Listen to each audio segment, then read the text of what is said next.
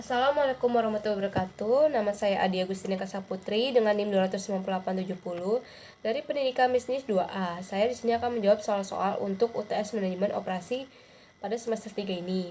Yang pertama, dasar konsep manajemen operasi. Manajemen operasi ini berkaitan dengan produksi barang dan jasa dan berfokus pada proses produksi serta memastikan pemeliharaan dan perkembangan berlangsung secara efektif dan efisien. Seorang manajemen operasi bertanggung jawab mengelola proses pengubahan input menjadi output. Nah, hasil dari produksi barang jasa ini akan dibawa koordinasi dan pengawasan dari manajemen operasi yang tadi. Lalu kita mengapa sih harus belajar manajemen operasi? Prinsipnya manajemen operasi memberikan cara pandang yang sistematis dalam melihat proses dalam organisasi. Dengan manajemen operasi ini sudah menjadi isu biasa dalam industri manufaktur atau jasa. Pemahaman tentang cara pengelolaan operasi dengan pendekatan modern akan memudahkan menganalisis dan memperbaiki sistem di perusahaan atau organisasi. Konsep dan tools dalam manajemen operasinya ini pada dasarnya banyak diterapkan pada fungsi manajemen yang lain. Hal itu dikarenakan setiap fungsi manajemen akan melibatkan proses dan pekerjaannya. Yang keempat, mengapa kita juga harus mempelajarinya? Karena akhir-akhir ini, manajemen operasi menawarkan karir yang cukup menantang. Seperti fungsi manajemen lainnya di berbagai perusahaan, sudah biasa dijumpai jabatan manajemen operasi, bahkan sampai direktur operasi. Lalu bagaimana perbandingan sih manajemen operasi ini pada awalnya dan pada saat ini? Orang pertama yang memberikan perhatian ini pada produksi efisiennya ada Adam Smith. Pada tahun 1776, Adam Smith ini mengemukakan keuntungan dari adanya pembagian kerja, yaitu yang pertamanya kecakapan atau keterampilan seseorang apabila mengerjakan pekerjaan secara berkesinambungan atau berulang-ulang. Lalu diperolehlah penghematan waktu karena sering bergantinya pekerjaan dari pekerjaan satu ke pekerjaan yang lainnya. Lalu mulai ditemukanlah mesin-mesin spesialisasi pada beberapa bidang yang hanya mengerjakan satu macam pekerjaan saja dalam rangkaian pekerjaan. Pada masa ini mulai terjadi perubahan sistem produksi dari sistem produksi rumahan menuju sistem produksi dengan mesin. Misalnya temukan alat alat uap, alat kayak misalnya alat menjahit, alat pintal dan lain-lainnya. Perkembangan produksi semakin maju dari perkembangan pabrik kemudian menjadi perkembangan tenaga kerja. Kemudian setelah Perang Dunia Kedua ini, perkembangan manajemen operasi ini mulai secara cepat dan besar, ditandai dengan adanya metode waiting line theory yang dikembangkan dengan analisa industri, serta mulai digunakannya komputer aid design dengan komputer models for operating management. Kontribusi terpenting bagi manajemen operasi adalah ilmu informatika yang definisikan oleh J. Heiser dan Barry Render sebagai proses yang bersistematis atau bertahap yang dilakukan pada data untuk mendapatkan informasinya. Dengan adanya ilmu informatika ini mengadakan adanya internet dan e-commerce yang memberikan sumbangan yang sangat pesat yang bisa kita rasakan sekarang seperti kayak toko online dengan meningkatkan produktivitas dan penjualan kepada masyarakat atau pembeli. Tantangan manajemen operasi masa kini yang ada dua faktor. Yang pertama itu ada dari berkembangnya internet dan globalisasi. Berkembangnya internet tentu sudah kita rasakan ya kan pada saat ini, yaitu dengan semua hal ada pada gadget, semua hal ada pada di internet, semua hal bisa dirasakan dengan simpel dan mudah dengan adanya internet. Sedangkan dengan globalisasi ini menjadikan para pembeli yang ada di luar juga bisa membeli dan merasakan dan mengkonsumsikan dari produk-produk kita ini. Nah, dengan adanya faktor tantangan ini bisa memberikan kompetitor yang lebih luas, yang lebih sulit bagi para UMKM, apalagi bagi para pebisnis yang baru pada merintis bisnis di awal-awal. Lalu yang kedua ada peramalan. Peramalan ini diartikan sebagai perhitungan dilakukan untuk memperkirakan kejadian-kejadian di masa depan yang akan datang nanti dengan menggunakan data-data di masa lalu. Langkah-langkahnya yaitu harus menentukan apa sih tujuan peramalan yang ingin lakukan nih, lalu membuat diagram dari data-datanya itu, lalu memilih mode-mode peramalan yang ingin lakukan, lalu yang kemudian melakukan peramalan. Metode peramalan ini dibagi menjadi dua, yaitu ada metode kualitatif, yaitu yang tidak menggunakan model matematis, karena biasanya data yang ada tidak cukup representatif untuk menamakan masa depan yang akan datang atau secara jangka panjangnya. Metode peramalan yang kedua yaitu metode kuantitatif, yaitu dengan menggunakan angka-angka sebagai dasar untuk memperkirakan kondisi yang akan datang. Metode kuantitatif ini ada metode time series, yaitu menggunakan analisis pola hubungan antar variabel akan diperkirakan dengan variabel waktu tertentu. Dengan yang kedua yaitu metode tangan bebas, yaitu menarik secara bebas garis yang akan menentukan nilai permintaan. Metode tangan yang ketiga metode setengah rata-rata, yaitu dengan mengkelompokkan data menjadi setengah menjadi setengah yang bagian 1 sampai berapa. Misalnya datanya ada 10 tahun. Kita akan dibagikan menjadi 5 menjadi data SA1-nya 1 sampai 5 tahun, data SA2-nya dari 6 sampai 10 tahun. Metode rata-rata bergerak ini dengan mengambil 3 tahun terakhir saja lalu ditambahkan dibagi 3, lalu hasilnya itu adalah menjadi data rata-rata tertimbangan tadi. Metode exponential smoothing ini adalah metode dengan memperkirakan pada bulan tertentu dengan menggunakan konstanta dan jumlah permintaan pada bulan yang diinginkan atau yang diperhitungkan. Dengan lalu ke karakteristik peramalan yang baik itu seperti apa sih? Ya tentu saja harus mempunyai akurasi yang baik, biaya yang tidak terlalu mahal, tidak terlalu murah, lalu kemudahan dalam memahami peramalan ini.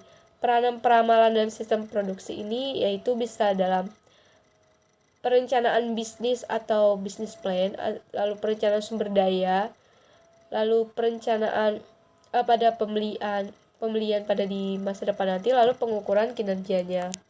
Lalu yang ketiga kita lanjut ke perencanaan kapasitas dan agregat. Perencanaan agregat dan kapasitas ini memiliki arti sebagai hasil produksi atau jumlah unit yang dapat ditahan, diterima, disimpan, atau diproduksi oleh sebuah fasilitas pada periode waktu tertentu. Tujuannya yaitu untuk menghindari situasi di mana terlalu banyak proyek atau program yang telah dimulai dan secara kolektif nanti melebihi kapasitas organisasi untuk menyampaikan atau melaporkan pada atasannya. Nanti efeknya ini akan seringkali semua proyek dan program akan menderita sumber daya yang terus-menerus terpakai dan beralih pada satu krisis ke krisis lainnya yang tanpa ada yang terhasilkan.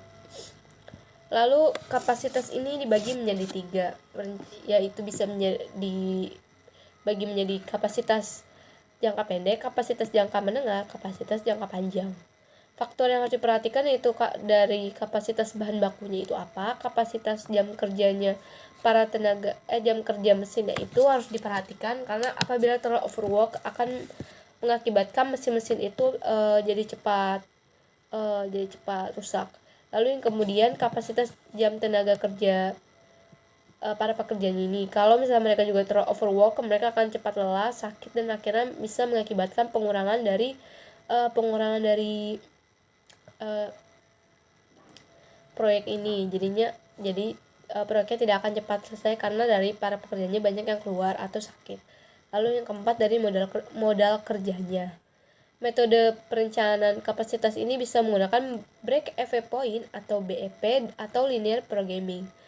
4 hal yang diperlukan untuk perencanaan agregat ini yaitu keseluruhan unit yang logis untuk mengukur penjualan dan output, prediksi permintaan untuk suatu periode perencanaan jangka menengah yang layak pada waktu agregat ini. Metode untuk menentukan biaya. Yang keempat, model yang mengkombinasikan prediksi dan biaya sehingga keputusan penjadwalan dapat dibuat untuk periode perencanaan. Lalu strategi untuk memilih kapasitas ini apa aja? Yang pertama, mengubah tingkat persediaan. Yang kedua, meragamkan jumlah tenaga kerja dengan cara mengkaryakan atau memberhentikan beberapa yang tidak sesuai dengan program kerjanya. Lalu yang ketiga, meragamkan tingkat produksi melalui lembur atau waktu kosong. Yang keempat, subkontrak. Yang kelima, penggunaan karyawan pada waktu untuk membantu program kerja.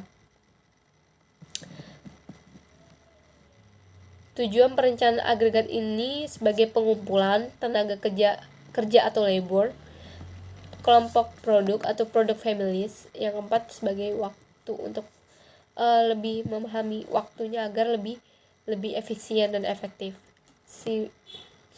Input perencanaan agregat ini ada dari sumber dayanya apa saja, seperti bahan baku dan tenaga kerja, mesin, lalu kebijakan-kebijakan digunakan untuk proyek dan programnya, peramalan permintaan yang digunakan dengan metode tertentu, biaya yang sudah direncanakan untuk seberapa banyak yang akan digunakan. Outputnya dari perencanaan agregat ini yaitu biaya total perencanaan dan tingkat perencanaan yang diperkirakan, apakah lebih matang atau tidak. Metode-metode perencanaan itu ada dua, dibagi dengan pendekatan optimasi, yaitu program linear, aturan HMMS atau linear decision rule, search decision rule. Lalu yang kedua, dengan pendekatan heuristik dengan metode grafik, metode pengendalian persediaan, metode pengendalian tenaga kerja. Kita lanjut ke desain barang dan jasa. Desain barang dan jasa. Desain itu apa sih? Desain adalah kegiatan kreatif yang melibatkan penciptaan sesuatu yang baru dan berguna yang belum ada sebelumnya. Pengertian dari desain produk yaitu totalitas fitur yang mempengaruhi tampilan, rasa, fungsi produk berdasarkan kebutuhan pelanggan.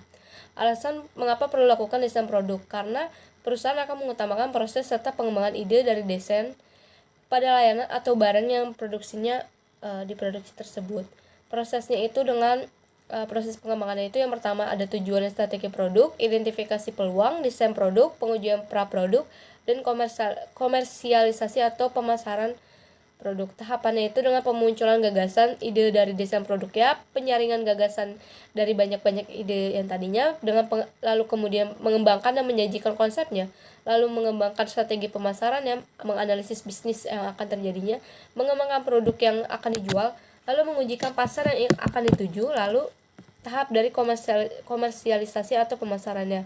Faktor yang mempengaruhinya dengan kesamaan dengan layanan yang dijalankan saat ini, kesamaan dengan proses yang dijalankan saat ini, lalu ketiga dengan mempertimbangkan finansial yang akan direncanakan nanti.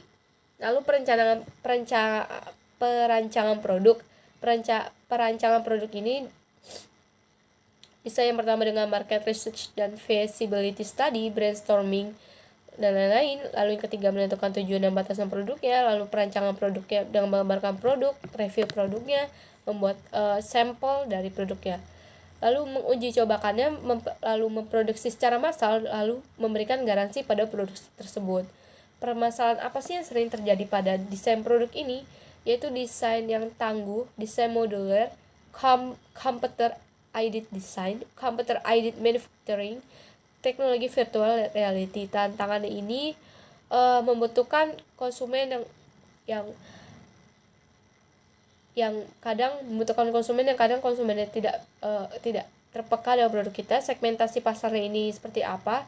Kadang malah tidak sesuai dengan segmentasi pasar. Teknologi yang ada itu kadang tidak sesuai atau kurang atau belum menggunakan teknologi tersebut. Lalu kondisi lokalnya tidak sesuai dengan desain produk. Lalu kita lanjut ke yang terakhir, yaitu manajemen kualitas. Manajemen kualitas atau TQM, Total Management Quality, dapat diartikan sebagai sebuah sistem yang membantu sebuah organisasi atau perusahaan untuk mengawasi setiap kegiatan serta tugas atau tanggung jawab dari perlukannya dalam mempertahankan dari kualitas dari perusahaan tersebut. Tujuannya yaitu tentu untuk menetapkan visi dan standar kerja bagi para anggota suatu organisasi atau badan usaha, membangun motivasi dan budaya kerja di dalam organisasi maupun badan usaha, membantu meningkatkan kepercayaan terhadap produk yang dihasilkan, lalu memberikan inovasi dan pengembangan lebih lanjut dari produk-produk tersebut. Prinsipnya itu ada customer focus atau lebih fokus ke konsumen, leadership atau kepemimpinan, engagement of people, process approach, improvement atau perkembangan, evidence based decision making, lalu relationship manajemen. Manfaatnya yaitu bisa memberikan pemahaman lebih kepada pelanggan, pada kebutuhan pelanggan, lalu meningkatkan kepuasan pelanggan terhadap produksi pada perusahaan tersebut, meminimalisir kesalahan yang terjadi, menonjolkan keunggulan daripada kompetitor, lalu meningkatkan profit. Kalau dalam kualitas produk barang ini dimensinya pada performance atau kinerja, lalu fitur, kehandalan, kesesuaian, daya tahan, pelayanan, estetika, lalu kesan kualitas. Kalau sedangkan pada jasa hanya reliability, asuransi, tangibles, empati, dan responsiveness.